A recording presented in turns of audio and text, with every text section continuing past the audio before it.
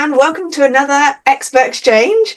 This one I've been super excited about doing, and I've been given some teasers as part of my micro strategies each week on week, and it's finally arrived. I get to speak to the incredible Nina. Now, Nina, you have a dog grooming salon in your own home, is that right? Yeah. However, you have not been a dog groomer forever. No. You have a very interesting career going into it. So let's start there. What did you do prior to becoming a dog groomer? Well, prior to becoming a dog groomer, I've worked for nearly 2 decades in the construction industry. I'm also a qualified architect by trade, still am. And so I've worked for house builders, different house builders in the country for the past 20 years. And then just over a year ago, I decided to pack up my construction career and finally do something that I've always wanted to do. I love dogs and I just went for it. And now I can't say that I'm going to be looking back at my previous career. I love it. And it's the Cambridge Dog Boutique, isn't it? Yes. I love that. Right. We met each other a couple of weekends ago at the Elle Star Awards. We were very lucky to be sat next to each other and got to pick each other's brains quite a lot, and I was blown away by how impressive Nina is. It was within like 9 months, wasn't it, that you had were fully booked, fully set and gone. So take us through that journey. How did you go? Well, even if someone's listening to this and wants to set up from home, what are the considerations you need to think of about, especially as an architect, for setting up from home?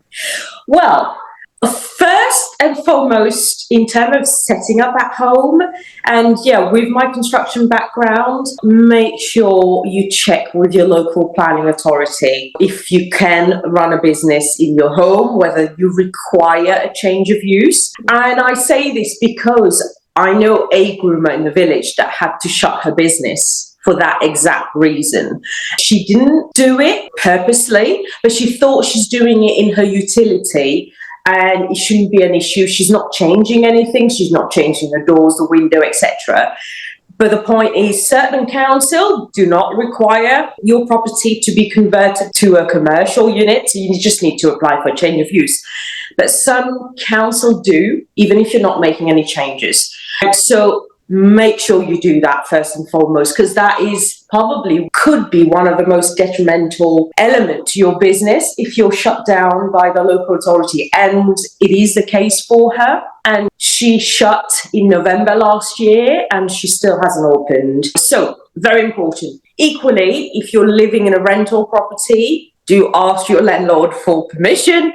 In this case, this particular groomer, she's currently got 2 issues going on. So it can be really detrimental to business because she's now lost all her customers because everybody's gone everywhere else. And those things take time. It can take months to resolve. So that's one of the big things. The great thing at home, I would say, setting up is, yes, while I'm at home, it's brilliant because I'll just need to come through my utility and I'm in my workspace. It's also really important to separate your business from your home life. You know, when you shut that door, and I've got pets, that's one of the lessons that I learned. So I didn't have doors between my utility and my salon to start off with because I was still doing a lot of the work and it really stressed my dogs. So, you know, little things like that. Yes, you want to offer the best service for your customers, but you also need to look after your own. So, you know, that's really important, just so to separate the two. And in terms of setting up, to be honest, yes, I've got a little bit of an advantage because I'm an architect, so I've got that sense of like, you know, I mean, I'm not saying people don't have the sense of design, but design is engraved in me, you know, and how I do everything from the wallpaper, the picture frame. A lot of my clients says to me, I don't know how the hell did you do this, Nina, but it will drive me crazy because they're different sizes, portrait, landscape, but then they're still in a nice, neat. So it's just, I think the customers knows as well that I've put my heart and soul in it, which matters to them.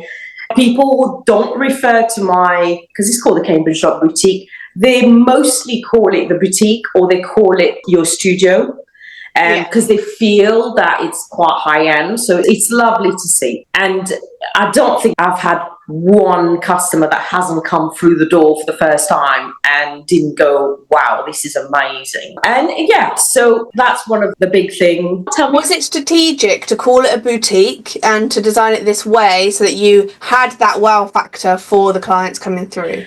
Yes and no. No, in the sense of my home is very similar to this inside my home. So, from that side, my starting point was always, what would I like for my own dogs? The environment that I would like for my own dogs. And of course, because of my home, so I thought it's a home away from home for the other dogs. And so that was my starting point in terms of where I started. So that element wasn't strategic. In terms of calling it a boutique, yes, it was strategic in the sense of I didn't want it because I spent a lot of money and I opened something that really had its own USP, and that's really key. I knew I was going out there, not competing, because I do not steal people client, but I knew out there in my surrounding, there's people who's been grooming for decades. And here I am about to launch, never groomed professionally, groomed during lockdown because I had to groom my dogs, and then ended up grooming the neighbors, which is what gave me the taste of dog grooming and doing a favor for my neighbors. So I had to have a USP. And of course, from day one, I set up as a holistic grooming. I did a lot of research. And also because I myself have got a dog who's got anxiety and he's got heart murmur, and there's certain things that really stresses him out. And I know that because I used to pick them up from the groomers, and even 20 minutes after driving 20 minutes back home, they're still shivering in the car because they found it very stressful. And then I had to pick one by one to bring them into the salon because they were not going by themselves. So I wanted to create something different. I didn't want a, like conveyor belt. I wanted to be completely different. So I am different, and it might not work for everybody. I'm fortunate where I had that previous career where it gives me a bit of that financial security in a way, and obviously the money to invest into what I've created. But, I practice holistic grooming. I only groom 3 dogs a day because the whole thing about holistic is not just a title, is you're giving the time to the dog.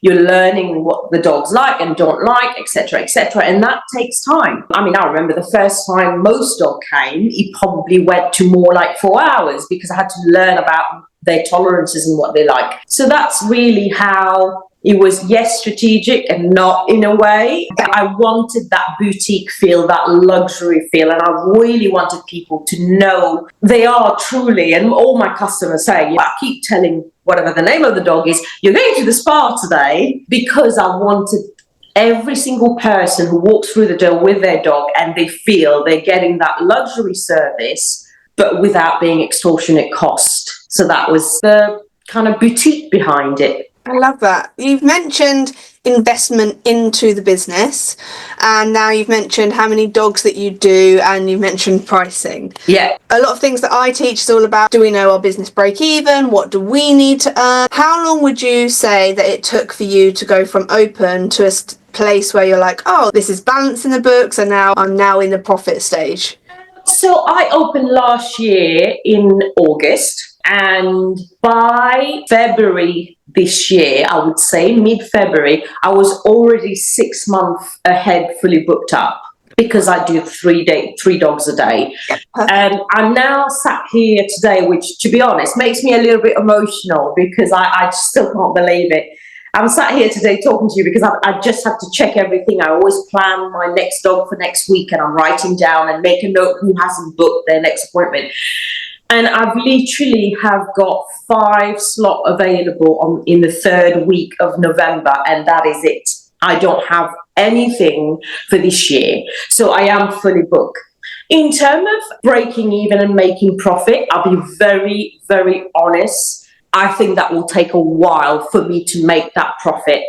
The investment that I made, it's something that, I'm sure you might say to me, Nina, we'll do another talk about this, another call, is for a purpose as well. And I think it's just, for example, I've invested in PV panels. Now, not everyone have got thousands of pounds to put PV panels. I've got lighting, right? But for us, No, it's solar panels to generate electricity. Amazing. When obviously I built this, I was very conscious of my carbon footprint.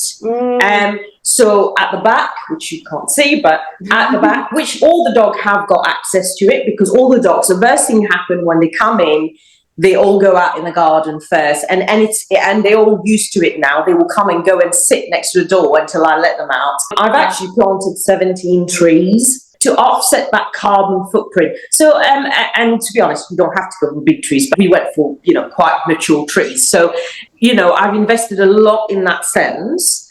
But the investment doesn't just work for my business, but it also works for my house. So, it works in terms of giving me privacy, for example, with the trees, in the garden.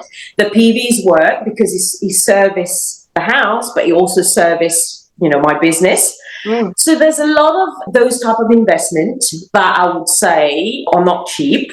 And in terms of building the space itself, again, that's a big out cost. A lot of people will do it, convert their utility or have a grooming pod in their back garden, which, to be honest, I've met a lovely lady who's just about going to launch her business in Devon, and she's moved to Devon.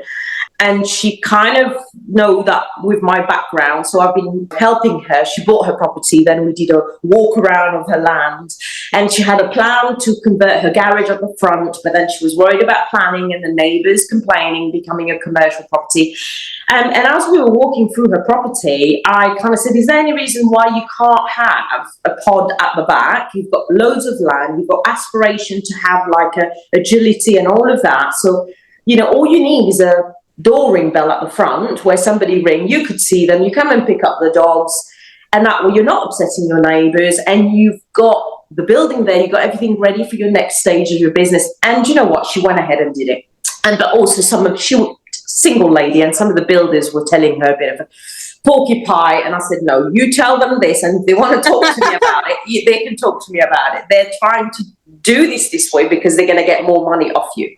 See, we all need a Nina in our lives. Yes, this is what you want. and it's lovely, and so that works, a lot cheaper than having to build a physical structure in terms of that investment. So it will take me a while to get that investment back in a sense. But in terms of customers coming through the door and what are my aspiration and what I wanted to achieve, if I'm very honest, I've probably thought, I thought it will take me between 2 to 3 years to be a business that is fully booked for the year. And I think I could just about say I'm fully booked for the year 2025 because I've only got 5 space left for the whole year. And I've got customers asking me to open my diary for next year because they can book as well for next year, to which I said no, it's a bit too early to do.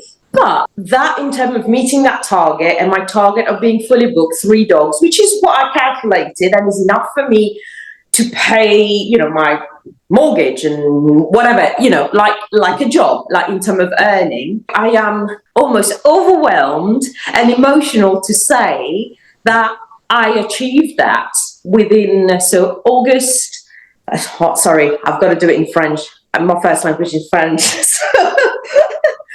Septembre, octobre, novembre, décembre, janvier, février. So within 6 months, I was completely happy because I was completely booked. I had no gaps. I've got a waiting list of like 20 people in case there's a cancellation. And to be honest, if a customer wants to cancel, mostly reschedule, and I tell them I don't have anything until November, they go, oh no, we'll make it work. Yeah, that is a good stance, Nina. Rewind that, listen to that again. Yeah. When a client tells Nina, I might need to reschedule, she has the authority to go, I don't have another appointment until November. And they'll go, okay, I'll move my diary. Because the dog's grooming session is important. Yeah, absolutely. Yeah. I love that. That was good. Honestly, I have, even my client who booked for the rest of the year. So I had one yesterday, for example, who I sent her all the date for the remaining. And she said, everything is fine apart from the August date. And she said, could we move it to the Tuesday or Wednesday? And I said, to be honest, I moved some of my appointment before just so that I can fit blue for you. But otherwise, literally, I don't have anything in the month of August or September. So, and she's like, that's all right, I'll rearrange the diary and make it work. And that's the thing. And I think the other really important thing as well about the business is, while investing into the building is one thing, but investing into yourself in terms of picking up the right course, where to train. Yes. And again, I did loads of research from local colleges, so proper college that you go into, or training academy, which is, a master groomer who's got their own training school. And then I did all my pros and cons, and I chose obviously where I did my training. And to be honest, do you want to shout them out? Sorry? Do you want to shout them out? Yeah. So I train at Just for Paws with Amy. Amy is an international master groomer. She is also obviously got a training school. She's won so many awards. She's equally won Crofts. She's a breeder for miniature schnauzer and American Spaniels. And American Spaniel is with who she won Croft with, Vera. So, and it was the first dog that I groom when I went on my taster day. And she very naughtily didn't tell me that Vera was a crop winner, although Vera was no longer having a show cut, but more of a pet cut, because she was no longer showing her. It was right at the end of the day when she said, do you see all those pictures on the wall? That's her. And I was like, that's Cruff. She's like, yes. And I'm like, thank God you didn't tell me that before I started. But she is amazing. Honestly, she gave me the foundation. Like everything in life, you need the right foundation. And I had the right foundation, whether it was how to run a business, the different option you may have, whether you want to let people into your business, what customers sometimes might ask you and how to answer to it, and what's the best professional way to deal with certain things. Equally, she was very clear. You will have little accidents, like, might trim a dog nail too short, or they might have a little cut, and it's preparing you. And she always said, if you're prepared and you've got everything that you need, then you could deal with it. But the problem happens more is when people haven't got the right training, or they haven't got the first aid kit that they need. But yeah, equally how to run her business, the system that she uses, things like good product to buy, bad product not to buy. She's got 25 years experience. And to be honest, it was the best choice that I made. It really did set me up, because I'll be honest, there are a number of breeds that I now groom that I didn't groom that breed when I was at her. I was lucky because I got to do miniature schnauzer and things like this. But there was some breeds that I didn't do. But because she gave me the principles, or there was other students, trimming that breed while I was doing another dog on the day. And it's a great learning environment, basically. And you can ask any question. Nothing is ridiculous. And she's very transparent. It's just absolutely fantastic. And for me, that was the better choice. And also, I wanted to get on with my course, whereas unfortunately the colleges local to me that was doing the course, you only going once a week, and it's like a whole year. Whereas with her, it was a 30-day course. And then you go in 4 days a week until you finish your course, and then you sit for your certificate exam. So, that is really important, having the right training and having the right qualification, because it gives confidence to your client. Again, referring back to me saying, I've never been a professional groomer. I'm going out there, I'm launching, I need to have something. Now, if you call yourself an accredited dog groomer, that's better. And, make sure, again, in my salon, I've got all my certificate on the wall. I've got all my main term and condition on the wall, as well as having nice, pretty images and quotes and whatnot. And in fact, one of my clients gave me an idea for this and said, you should get a plaque, because I've got something here that is a bit of humour, basically. And on this wall, it should say, the boring but important stuff. So my clients always come in. It's like, oh yeah, you can fit this on. So that's really important in terms of your foundation. If I didn't have that, credibility, which is really important. Yeah, for sure, for sure. It's been burning in the back of my brain, so I want to find out more. French is your first language. We spent a whole evening together, and now I'm learning this about you. I love that. Yes, originally I am from Mauritius, which is a tiny little island next to, the best way, Madagascar, because people probably watched the movie. And then it's at the bottom, a tiny little island, so part of Africa. I came out here when I was 15, so I always went in Mauritius, although the state school are all English. But my parents decided to put me and my brother into a French school because we were a French colony before becoming a British colony, and so the French element stayed. So I went to French school, and when I moved out here, I was 15, so a bit too old to learn a new language, just about when I'm about to sit for my GCSEs and my A-level soon after. And I carried on, so I went to the French lycée in London, in South Kensington, and did my all the way up to A-level. And then I thought I was going to go to Paris to study architecture, which sounds amazing. But my mum, being a single mum, didn't like the idea of me going abroad as such. She wanted to be able to kind of, not that she came much to see me when I was at uni, but she'd rather get in a car and come and get to see me for a few hours as opposed to getting a flight or a train and a completely different country. So then I had to learn English very quickly. So because obviously UCAS application is like done in like September, November, and for architecture, you have to have a one-to-one interview. So between September and I think it was like something like the 11th or 12th of January, my first one-to-one interview, which was with Manchester University, I had to learn English because I didn't bother learning English, even though I was living in the UK. It sounds awful. English was actually the third language when I was at school, because my school was French, my first language, and then I picked German for my second, and English was the third. And so my English was very basic, basically. So, yeah, it sounds, like I can't believe it. But honestly, it was just, I had 3 months to learn English so that I can sit in front of someone and be interviewed about why do I want to do architecture and come to their university, basically.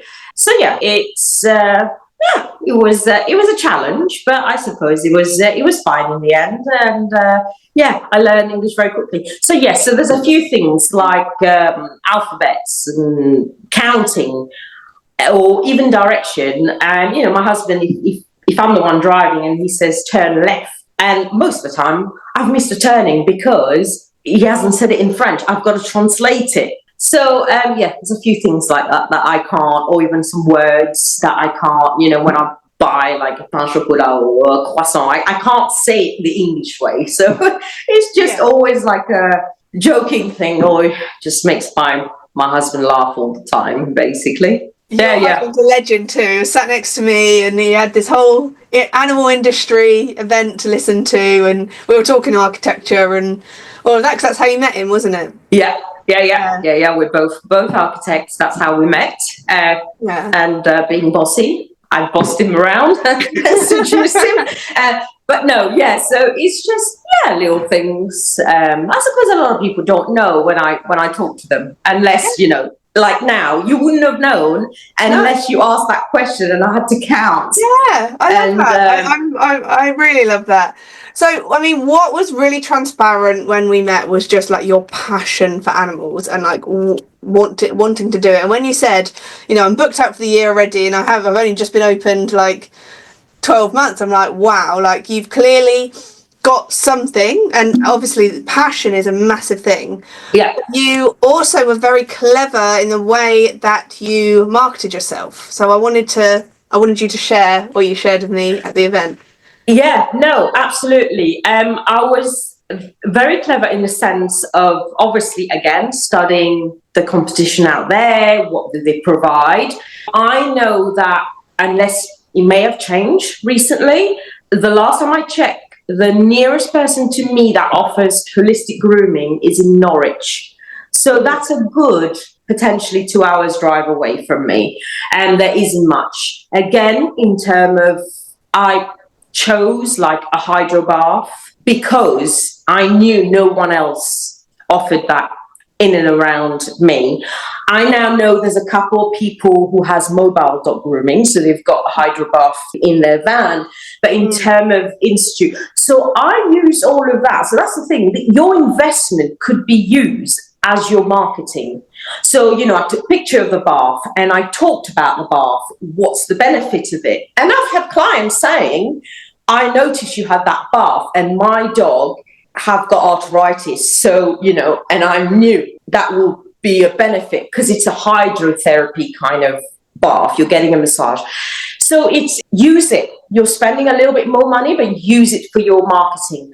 I was very good with my marketing in terms of, again, I spent hours, Liz, to research and type what I was going to say. And also what's really good is not always to use the same. So I spent hours joining all the Facebook group like there is around me within, I would probably say, about 25, 30-mile radius. Oh, okay. I went all the way to Ely, and Peterborough, which is 20 minutes drive. Ely is half an hour to 40 minutes drive, depending on traffic. Do you have many clients from that far out that come to you? Well, I've got, not from Ely as such, but this way around, I've got a couple clients that comes from Bedford, and I've got a few clients that comes a little bit further down the A1. So it's probably going to be about 40 minutes drive because I offer the hand stripping for the border terrier. Yeah. And one of my clients that comes from Bedford, it's a standard schnauzer that get hand stripped again. And to be honest, I have one client, but I can't claim that it's through my advertisement. It's through my mother-in-law who you met, who's fabulous at selling me everywhere to all her friends. Jeez. So they are family friends, and they drive just over an hour to come to me every 3 months to get their Malamute groomed. And I love Aisha. It's she is lovely. She's huge, but I love it. And they come out their way because they're like, we're all up here, you, because you're brother's daughter-in-law.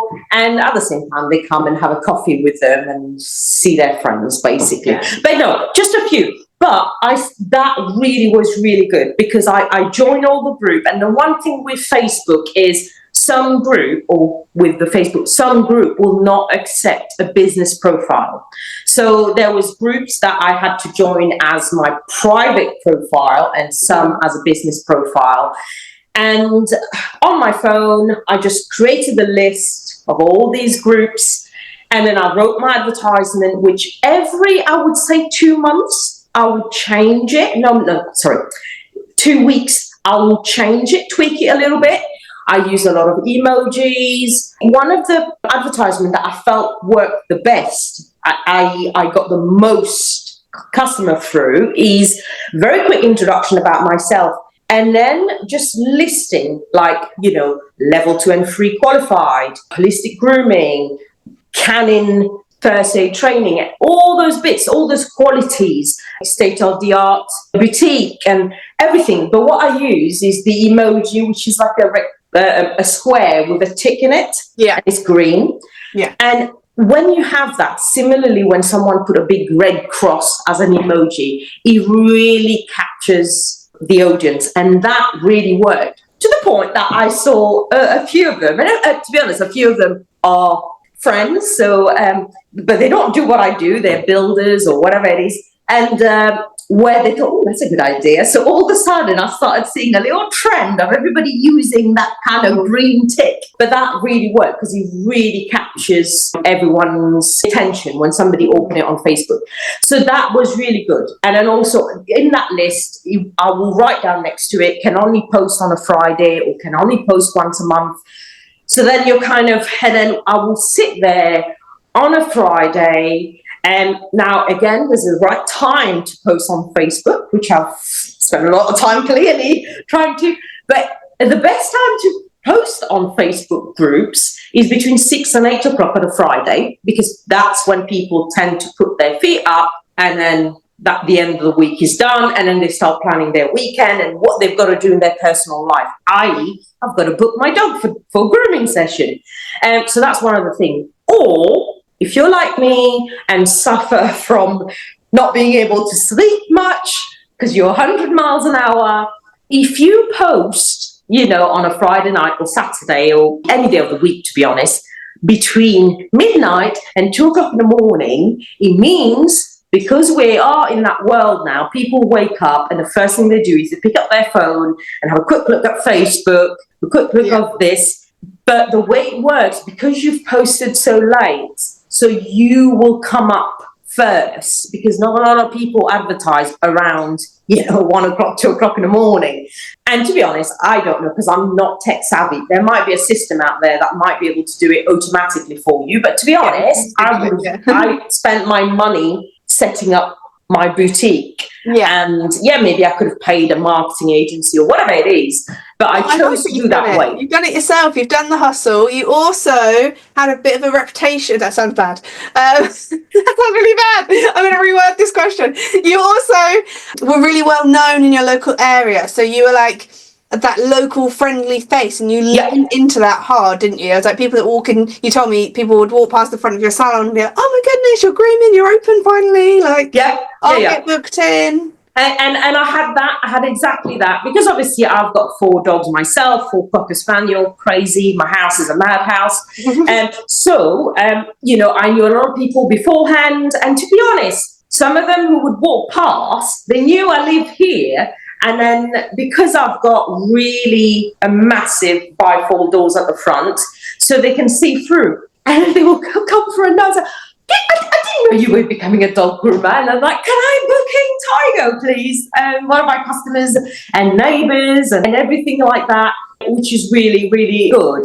But, also, so when I advertise, for example, living in a village, we're very community-led, especially after lockdown. So, people know each other. And, our village is amazing.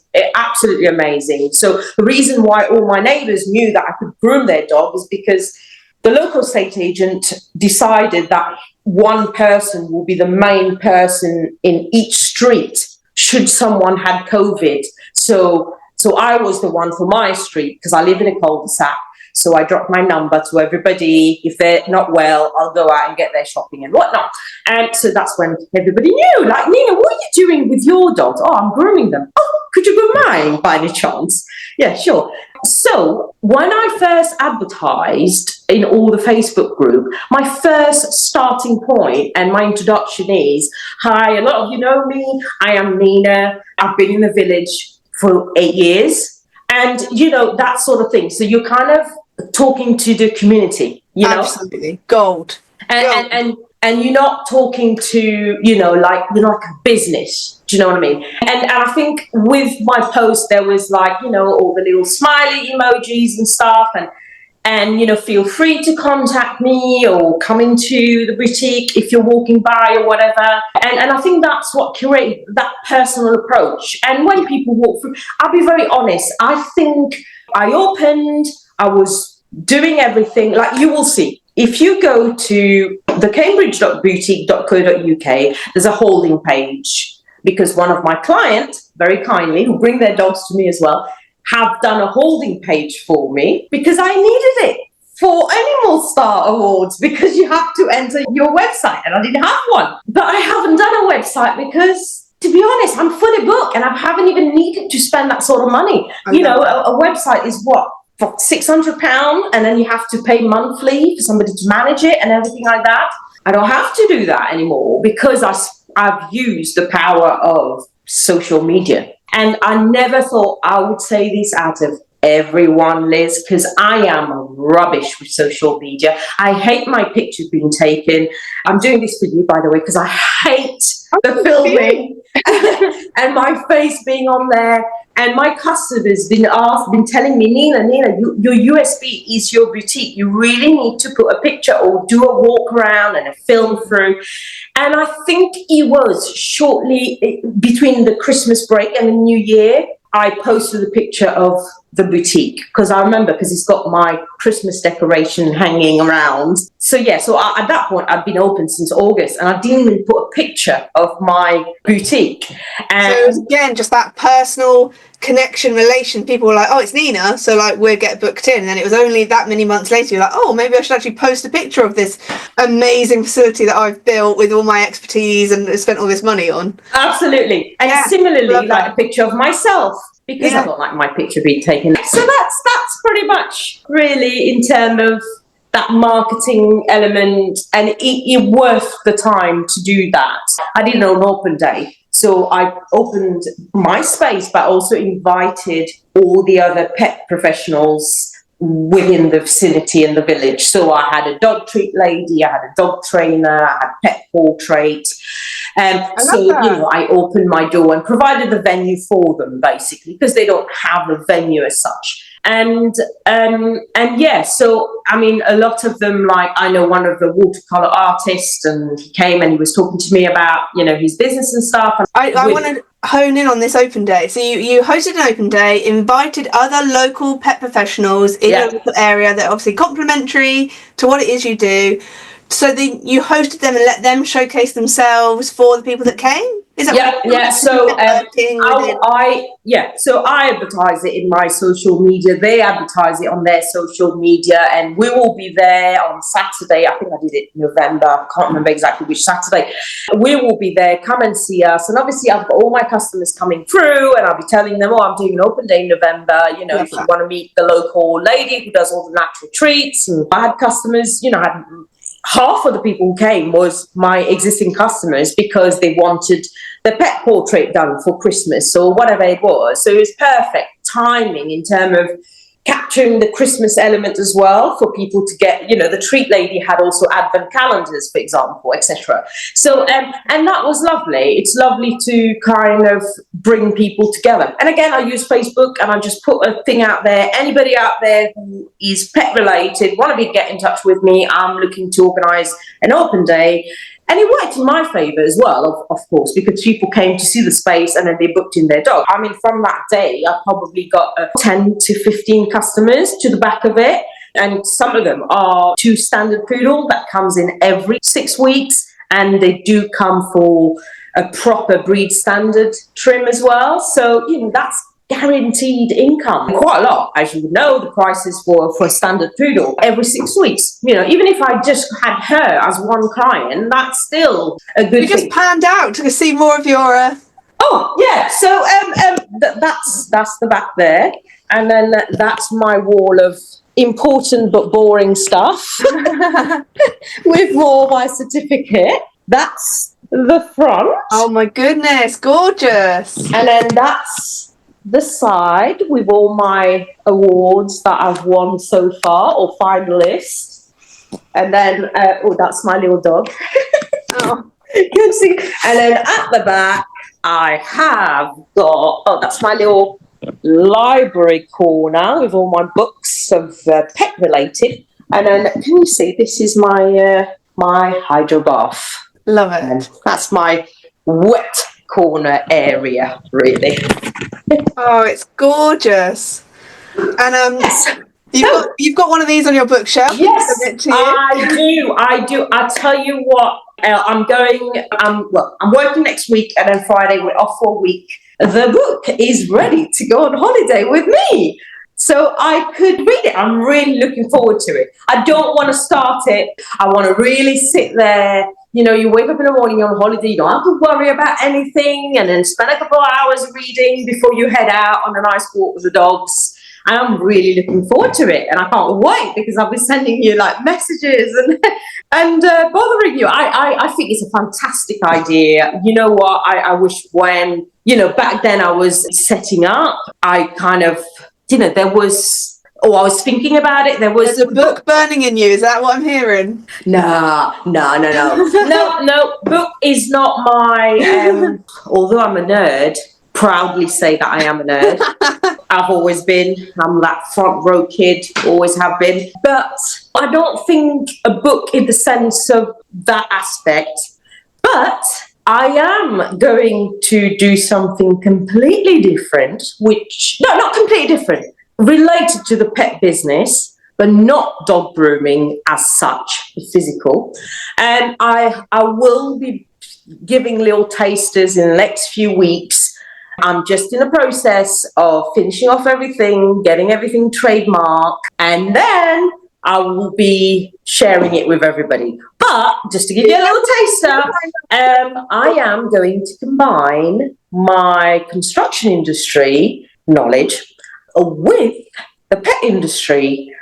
Well, not as much knowledge, but realization that I've realized after setting up the business. And again, I'll give you a little bit more little hint, because I probably gave you some when I was telling you about some of the stuff that I invested in, the sustainability aspect of it. As a pet grooming industry, similarly hairdressers and barbers, the carbon footprint is huge. And water, electricity usage can be huge, equally wasted. The type of product that we use that goes into our drains equally, that's another thing. Now, the thing with me is, when I planted those trees, I didn't have to, but it is engraved in me because I knew I was building something using concrete for my foundation, which is one of the most unsustainable materials. But I didn't have a choice. You don't have a choice. You can't do it, any other way. But hence why I planted the trees, to offset my carbon footprint, because it makes me feel better. PV panels, because we've got the sun, so let me just get as much as I can from it. So when can we find out more? What do we need to do to stay in touch to find out? Well, it's early days, so I'm to the point that I am still finalising, and I'm hoping to do it this weekend, the logo, and then I have to submit it. I'm hoping to submit it this weekend for the trademark, so that then, and that period, as you know, once you submit it, they check it, then there's a 2 months waiting time until they check everything and make sure you can claim for the trademark. Actually, yesterday I got the good news. My logo finally got trademarked, so that's that. Now, I'm not going to change it, but you're supposed to put a little TM next to it to say that it's trademarked. So so I want to do that. I have already bought the domain and I have done all those bits, but the idea is to, without giving you the name of the business, is to give people, when I say people, groomers, advice on things that they can do, not to just be more sustainable, but also to offset some of the cost. And yes, I've spent quite a lot of money on PVs, but like I said, it's benefit the boutique and my home. But there are other solutions that are only a few £100s. But I know those things because... We'll leave that for the next time we can. Exactly. When we can speak about it properly, we're going to get Nina back on. Yeah, absolutely. Probably I would say kind of anything between 3 to 5 months before I do it. But yeah, I'd love to share, effectively sharing my knowledge with other groomers, so that they can run their business more effectively, not having to potentially increase their prices every 6 months, because I know a lot of us have to do that because the cost of living is getting ridiculous. But it's kind of giving other professionals like me, all right, if you spend a couple £100, you install this unit, it will generate this for you, and then you may not have to increase it.